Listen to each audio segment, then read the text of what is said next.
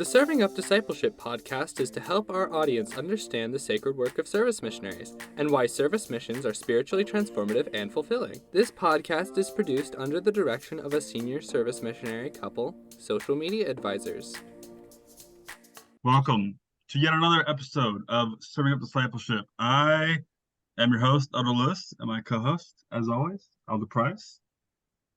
We have a guest with us, as always. His name is also Elder Lewis. For the record, no, there is no relationship between me and him. Elder Lewis, if you would mind introducing yourself to us. Well, my name is Elder Lewis. I'm from Mebane, North Carolina. I'm happy to be serving a service mission out in Cedar City. I love music and I play multiple instruments at the same. Yeah. Musically gifted. That's awesome. I wish I was musically gifted, but I am not. But thank you once again for coming on and taking the time to join us. We're excited. I'm glad another Cedar City missionary can join. But if you would, Elder Lewis, would you mind just telling us your schedule, day by day schedule, Monday through Saturday or Sunday? Well, on Monday, I work at the Happy Factory and I spend some time and we make cars for those children in need, and that's really fulfilling to be able to do that. And then on Tuesday, I work in the temple, and that's one of my favorite parts of my mission is being able to work in the temple. In the evening on Tuesdays, I work in the Family History Center, and it's just another part of doing that missionary work for the dead. I think that's great. On Wednesday, I work in the Bishop's Storehouse with all the other missionaries. And then, of course, we have district council on Wednesday evenings. On Thursday, I'm back at the temple. And then in the evenings, I go to SNAP. And normally, I would have companionship study with Elder Price, and then we'd go over Friday. That's my P day, but since Elder Price been recovering, I've been taking his temple shift for him if in the baptistry. And then on Fridays, me and another Elder Dubek, actually go to the temple and spend some time there. We spend do a session, one of each session pretty much on Friday, spend our P day there together. Saturday, I'm back at the Bishop's Storehouse, which is always fun, just being able to be with all the other missionaries. And then Sunday, it's church, and I have my responsibilities at church as just a member of the ward. And then, it's more of spending time with my family that day. And then, of course, back to Monday, and we do it all over. I love it. Very nice. It's a full schedule, my friend. You got a lot. And I guess I should make this known, but for those that don't know, I did have surgery just recently. So that's why I've been on the podcast for the last couple of weeks, things like that. And it's also really cool because Elder Lewis is my companion. He's my study companion. So it's nice to bring him on here and interview him. Oh, good. Yeah. That's wonderful. Thank you for sharing that with us. Elder Lewis, what is your favorite assignment? It's an important question. Well, that's more difficult because I find everything I do fulfilling, but I think the thing that makes me the happiest and the thing I feel the most excited to do, I think, is working in the temple multiple times. That's like the general consensus mostly. Like, I think 99% of all missionaries are like working in a temple. Yeah. So that's awesome, though. Yeah, definitely. Well, next question is kind of similar to the little last question, but a little different. So just pay attention. What is your favorite part about being a service missionary? My favorite part about being a service missionary is being able to have the time to devote myself to the service of others. Because if I wasn't on a service mission, I would have all these other distractions and part of life that would kind of keep me from being able to serve others as I can right now. So it's a unique opportunity and experience for myself to devote my time to others, like completely to the helping of others. I love that. That's a great answer. To help others, the service, charity, pure love of Christ. I love it.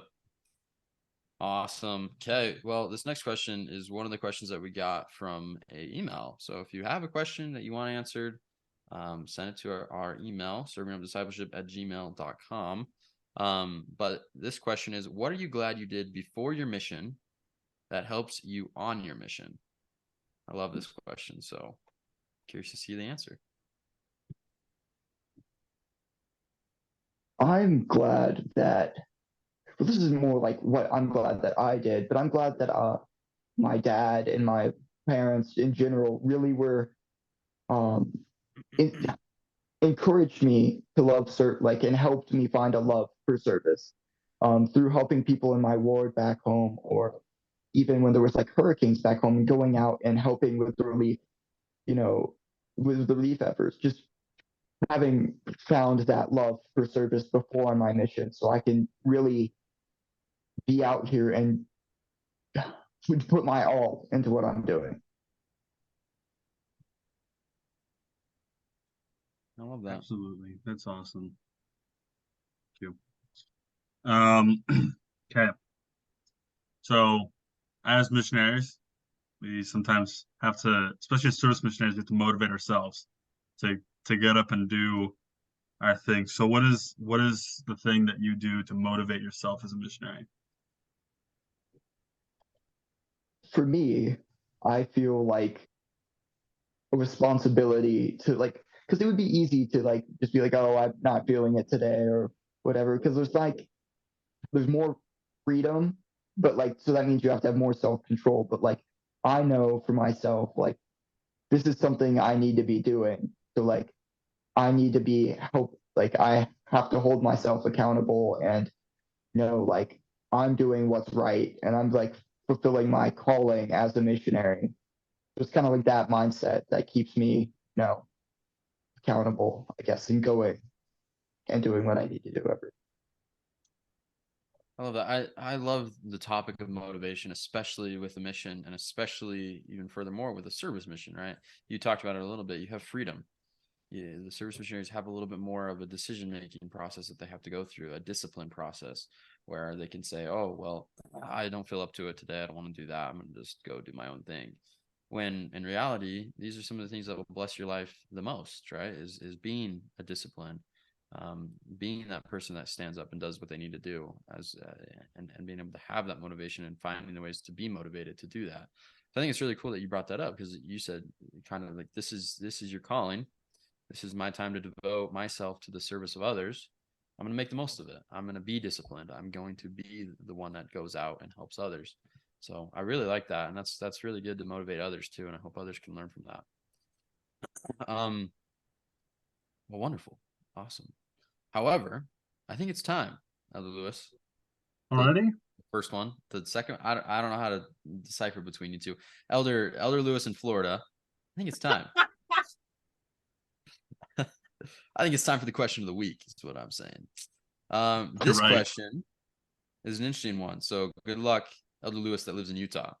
But we'll all answer it. We'll answer it together, and we'll kind of just use what we've got. So the question is, what type of activities can service missionaries do outside of their assignments?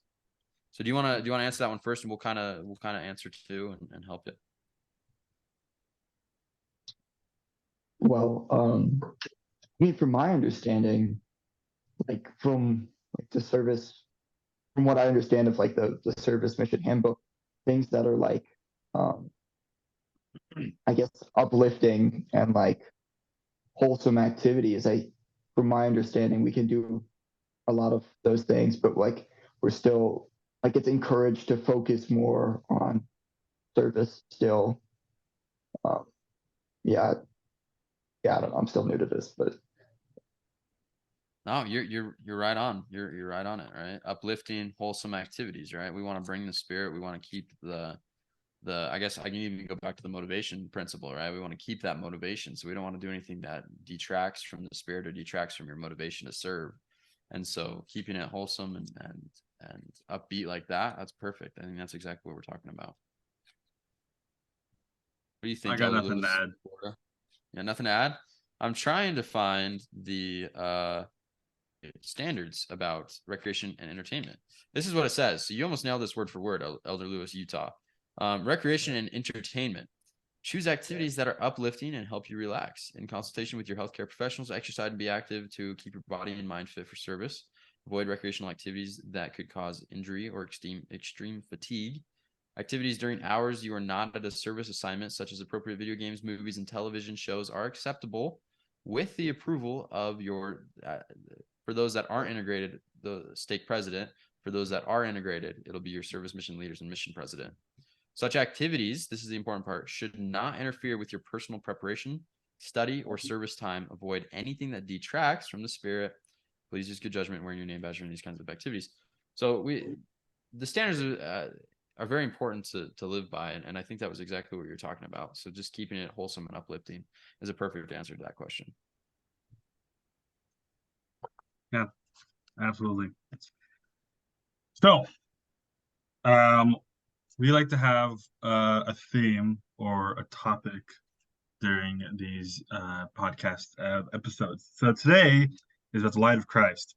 Go figure. It's December, light the world. Kind of makes sense. It's almost like we planned this. It's almost like we actually like thought ahead and like did stuff. It's weird. Sort of. So the first question that is with this is, how has the light of Christ played an important role in your life as a missionary, Lewis? That's funny you're actually talking about the light of Christ. I've been thinking about it a lot. And I don't know, when I think about like one of the things we need as missionaries is to kind of have the light of Christ with us, because sometimes the people we're serving might be they could be feeling all sorts of things, because depending on the situation they're in, they could be in a harder situation or be ashamed or anxious or whatever. But when we have the light of Christ with us as missionaries and we're welcoming and loving, we're able to serve those people in more than just our assignment. I think that's why having the light of Christ with us wherever we're going is so important. Yeah, absolutely. Thank you for that. Well, yeah. Light of Christ, such an interesting topic, and we actually were talking about this in our companionship study this week. So that is pretty cool that it appeared on our agenda. But no, I love the light of Christ. I love this topic, especially in the Christmas season, right? The lighting the world, and we'll get to those too. So I want to ask you this next question too. It's kind of similar, but it's a little different. So, how have you seen others grow through the light of Christ, and how have you seen yourself grow through it as well? Well,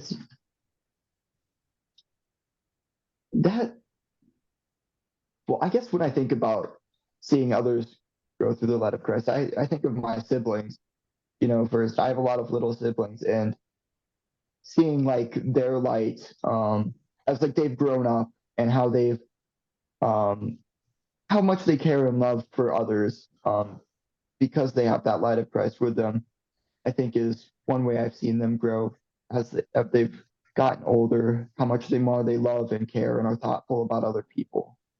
And within myself, I think being able to love people more, as I found that love for other people, no matter who they are, as I've worked on that within myself, I've definitely seen the light of Christ be with me. Yeah, definitely. Very important to see the growth of others. I feel like specifically for me, when I see somebody that really is just beaming and has that light, you can just tell there's a different feeling about them. I think it was President Nelson that mentioned that you'll know people by their deeds, right? You'll know them by their works. If their works are aligned with Christ, then you can be you can be in a safer scenario, I guess, in that sense. But one way that I like to think of it too, it's kind of an analogy. But if you plant like a flower, right?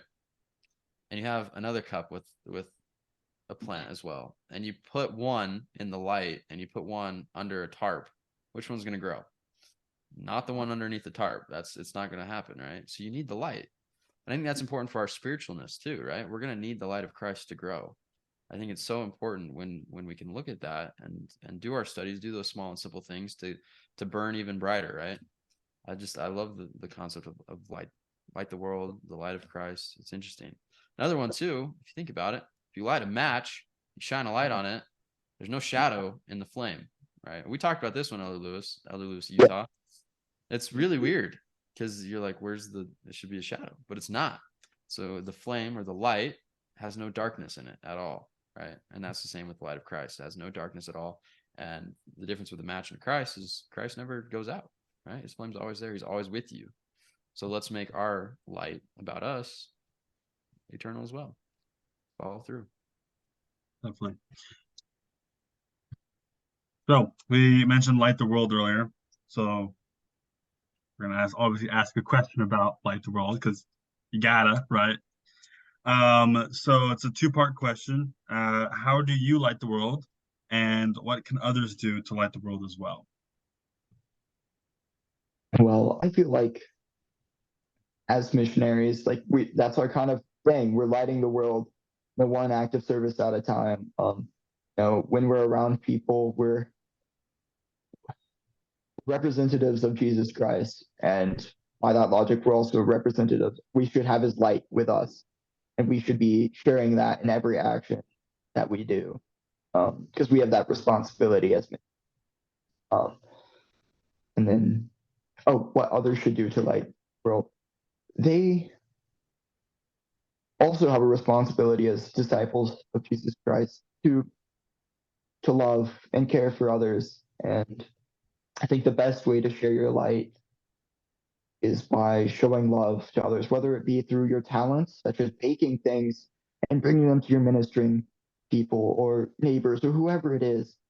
But sharing your talents and love with others, I think, is one of the best ways we can share our light this Christmas season.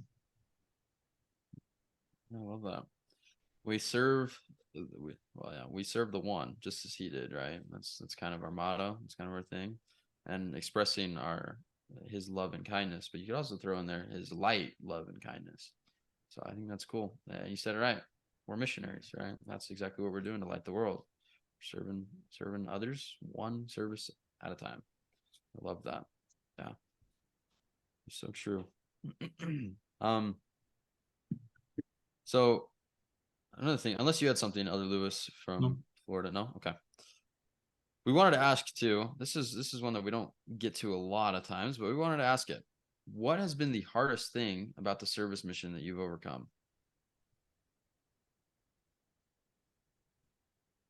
I think really there's two things that are pretty close, and they were actually resolved pretty easily.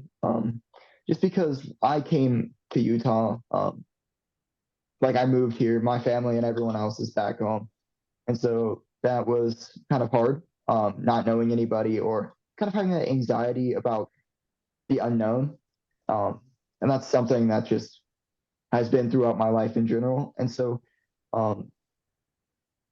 having kind of accepted that my plan and isn't like what actually matters, and just coming to that knowledge and understanding that I just need to like let God take the wheel, and in a sense, and knowing that like his plan is what matters, and he has a plan for me, and because I'm here on a mission, he's gonna take care of me as well. I'm doing something right, so now I don't have that anxiety of the unknown anymore, because I can just go do what I need to do, knowing that what I'm doing is right. I love that. Yeah. Letting God prevail. That's one of the topics that comes up a lot on this podcast, actually. And it's one of the most difficult for sure is aligning your will with his.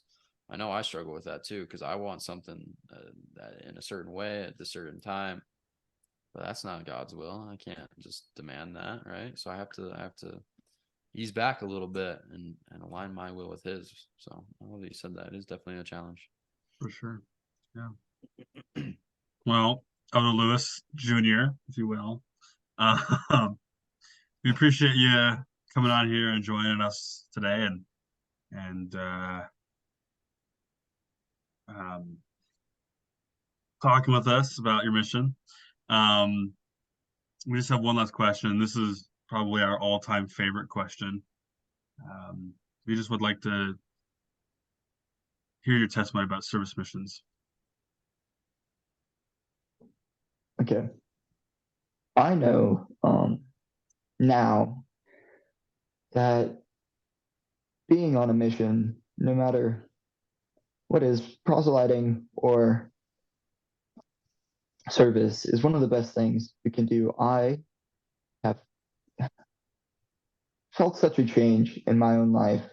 I've been so much happier and more fulfilled by being on a mission, being able to devote myself to the service of others. I know, no matter if you're on a mission or not, when you take the time to serve others, you have a greater love for everyone, but you also feel like you feel so much happier, and your life will be better as you devote your time and your efforts to making other lives better. I know no matter what challenges come up, as I continue to do what's right and do what I need to on my mission, that I'll continue be happy and grow and learn more about God's plan for me. I say these things in the name of Jesus. Amen. Amen. Thank you. Thanks for coming on. We really appreciate it. Yeah. Thank you so much. We both appreciate the time that you've taken for this, despite the technical difficulties we've had today. Yeah, that's part of the fun. Exactly. But unfortunately, it is all the time we have for this. So until next time, let's throw up to some discipleship. Peace. Thank you for taking the time to see or hear this podcast. Your hosts were Elder Lewis and Elder Price. Your editor is me, Elder Gibby. If you want to see clips from the show or other service mission related content, please look for the Hands of the Lord Facebook page. If you want to ask your questions about service missionaries, email us at servingupdiscipleship@gmail.com. Thanks again for thinking of us, and we'll see you next time.